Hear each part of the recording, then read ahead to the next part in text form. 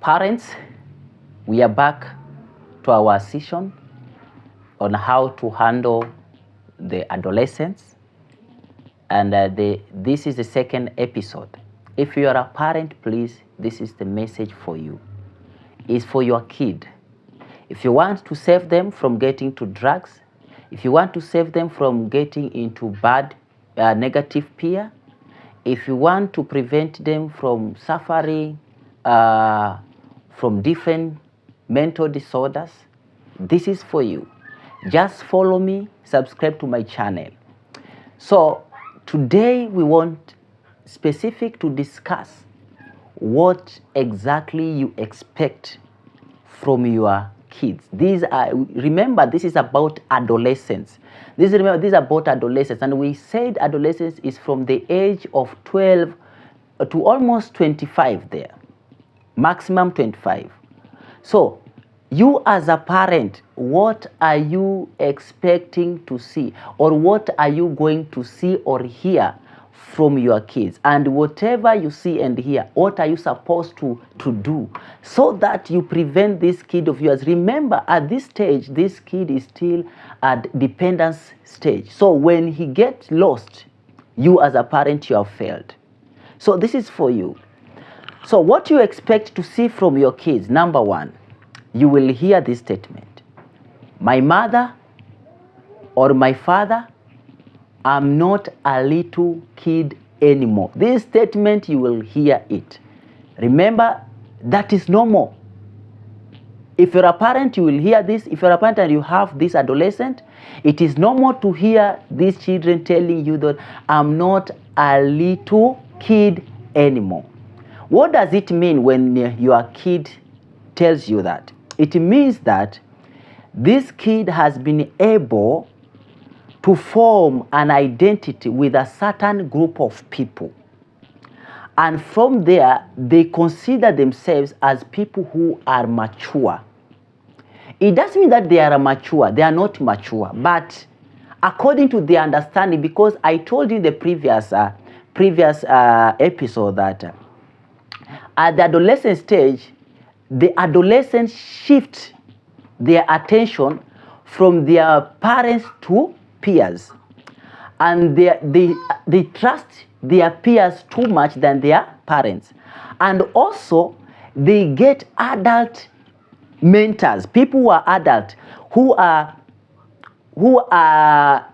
old or older than them, but they are not coming from their family members, but they are coming from outside the family members.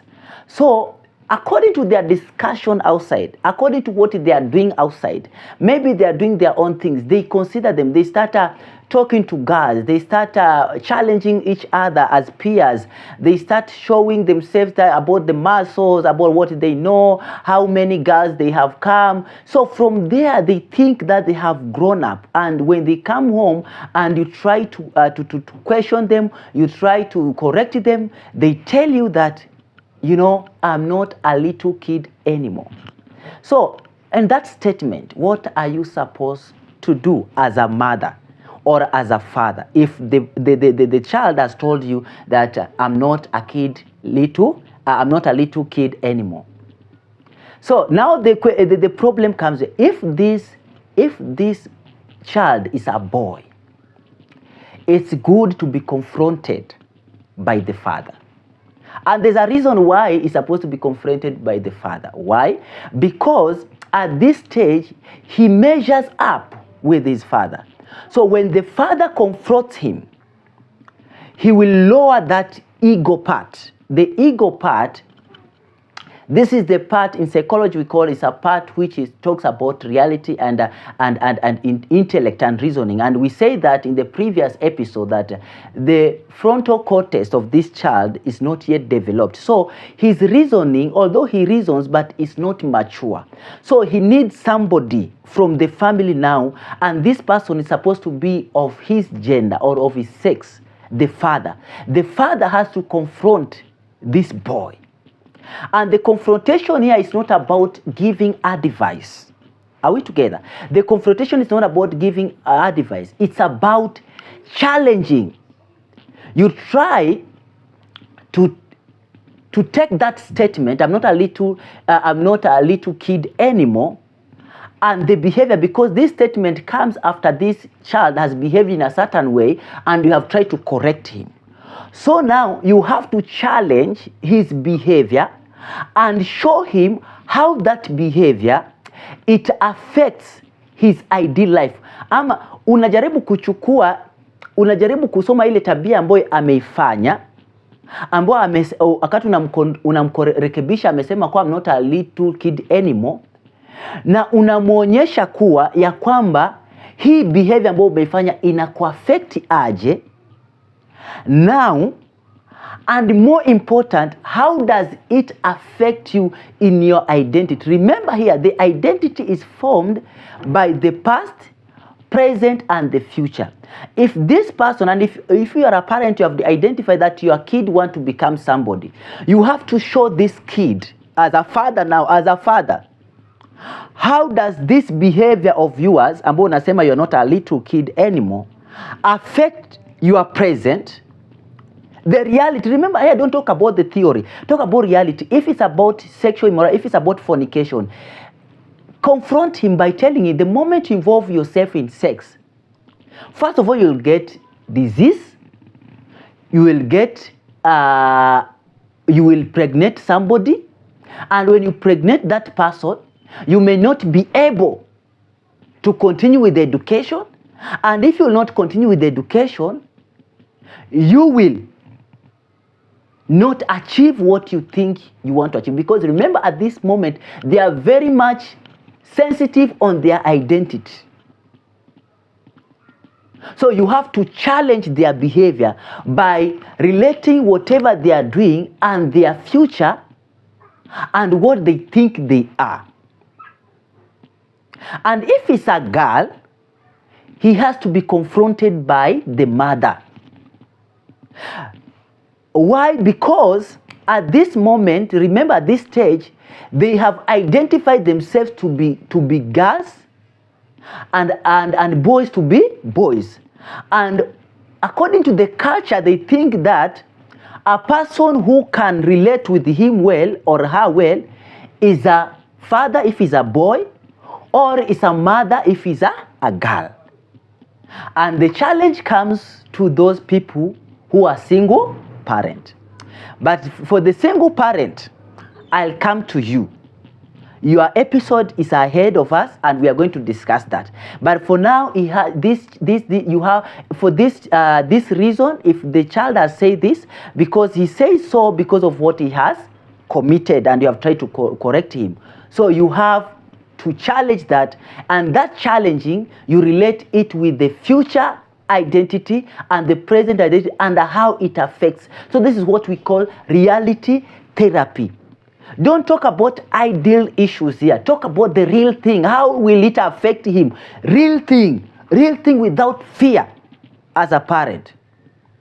So it is normal to hear your kid telling you that I'm not a little kid anymore. Anakwambia madhe, mimi si mtoto tena. That one is normal. And if you have not heard about that one, prepare yourself because you will hear it. Number 2, which is normal and what you're supposed to expect and what you are going to do. Number 2, you will quarrel with your teen child. Always you will argue with him or her. The reason why, according to him, he feels or she feels that you don't understand, you are outdated. That according to him. And the moment he comes to you and you try to correct him or her, he feels that you are not doing the right thing because he has gotten validation from his friends.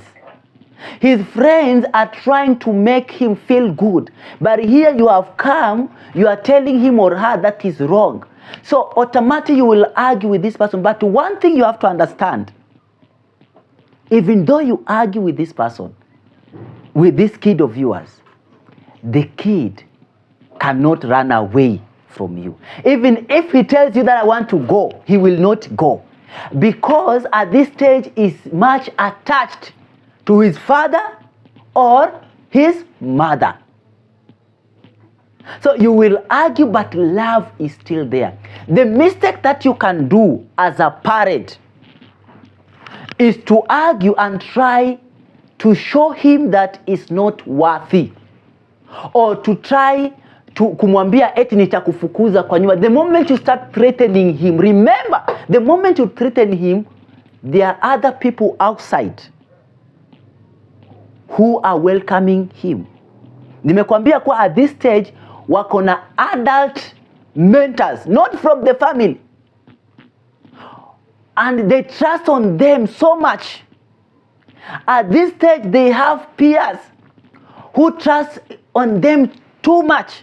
So the moment as a parent you argue with your kid and you threaten to throw him away from your house, that is the mistake you are doing.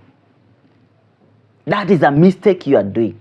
Because at the end of the day, because ukijaribu tu kumfukuza hivi, akifika kule nje atakuwa convinced, ambiwe mamako hakupendi, na ujue kwa anasikiza sana huko nje kuliko hapa ndani. Akisema hakupendi, wako ready even kumuoffer nini? Mahali kwa kulala. They are ready because these people, they support each other. There's a strong bond between them as peers. So don't do that mistake. The moment you argue, just argue with him and you punish him, but you punish the child on the spot. You punish the child on the spot. And after punishing the child on the spot, you tell him why you have done so. Parent, don't wait for 2 days to punish, to remind him that yesterday you did this and this. No. If he has done wrong and you feel like punishing him, just punish him on the spot, and after finishing, maybe 30 minutes akitulia kidogo, you tell him, my son, the reason why I have punished you is because of this and this and this. This is the reason why I have punished you.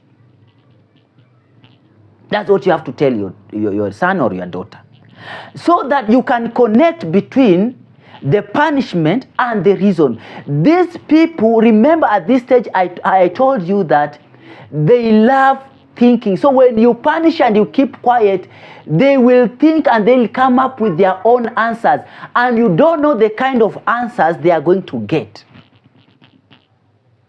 If some, they may say that the reason why they punish me is because maybe I have failed, they don't think that I'm worth in this family.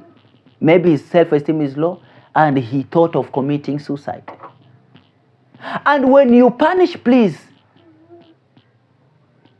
punish that child, understanding he is at an adolescent stage, which is the stage of storm and stress, which is the stage of vulnerability. Number 3, something that you are going to expect, or what you are supposed to expect from your teen or adolescent child. He will have mentors. He will get a mentor. That's what you expect. He will have somebody that is following. So it's upon you as a parent what kind of a mentor your child is going to get. So, what are you supposed to do? Because your child must have a mentor. And remember, we have bad mentors and good mentors. So as a parent, at this stage whereby your child must have a mentor, must have somebody who follows. And today we have social medias. If as parents you are not going to provide a mentor, it's going to get a mentor from a social media.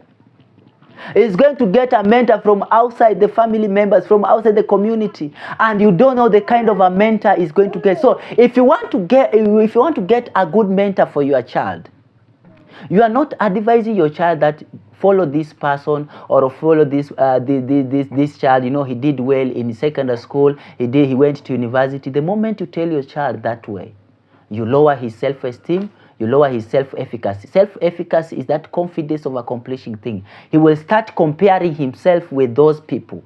And when he sees that he cannot measure up, he will start developing the sense of worthlessness. The sense of worthlessness brings what we call meaninglessness of life. So he will only manage this meaninglessness of life. Maybe we call it defense mechanism, going to drugs, running away from home, sexual immorality, and I will explain that about the sexual immorality, or committing suicide, or becoming rebellious. So you are not supposed to tell your kid, follow this, follow this. Just set an environment, be a model. Have friends who have impact, who have life. So it means if you're a Christian, make sure that you have a group of people in the church. You have friends as a parent whom you trust, and you have an intimate relationship. And these friends of yours, they have kids. And you have shown your kids that you trust these people. So because you as parents, your friends, the kids from your kids will become friends. Are we together? That is the issue. So if you want to get a mentor for your kid, make sure you have a social group. Make sure if you are not a Christian, you are a Muslim. If you are not a Muslim, you are in a certain club, and that club has good friends, and this group, you have that frequency meeting, and there's an intimate relationship between you and your friends, and you have formed a bond as a family. It's a large family outside the family setup. There's the importance now that as a parent, you must show your kids that you believe in something, whether you are a Christian or you are a Muslim. That is one thing you have to do, to set or to get a mentor for your kid. But never ever try to tell your kid, follow that person because he has done so well, he has performed so well, he has done A, B, C, D. You create the desire in this person for that, and the moment he feels that he cannot measure up with whatever you have said, he will think that you unamdharau na unampenda yule kwa sababu amefanya vizuri zaidi, na unamwona huyu mtoto wako si hayuko sawa, and from there you lower the self-esteem of this person. Na hakuna kitu kibaya kama mtoto awe na low self-esteem. The reason why young children today they take drugs is because they have low self-esteem. The reason why young children they try to commit suicide is because they have low self-esteem. The instinct of life, the instinct of meaningful life has ended, and sometimes we as parents, we have contributed. So those are the things that you expect from your kids, and those are the things that you have to do as a parent to make sure that you prevent this kid of yours from getting to drug addiction, from getting to mental disorders such as depression, stress, anxiety, conduct disorder, and many other things, sexual disorders, and these mental diseases are just defense mechanism of a certain issue that maybe as a parent you created or as a family you created. So when you see your kid is taking drugs, it's just a symptom of something hidden. Thank you very much. I want you to follow me. This is going to help you as a parent. I want to help because I have seen these parents coming to my office telling me, I'm tired with this kid. Imagine a kid of 15 years. How can you get tired with your child 15 years? How can you get tired with your child of 12 years? It's still at the dependent stage. We can understand if the child is 30 years and above. There is an issue, and this is the platform that can help you. Just subscribe to my YouTube channel. My name is Mwala Mtengo. I am a psychologist, and I'm here to help you as a parent. Thank you very much. Thank you.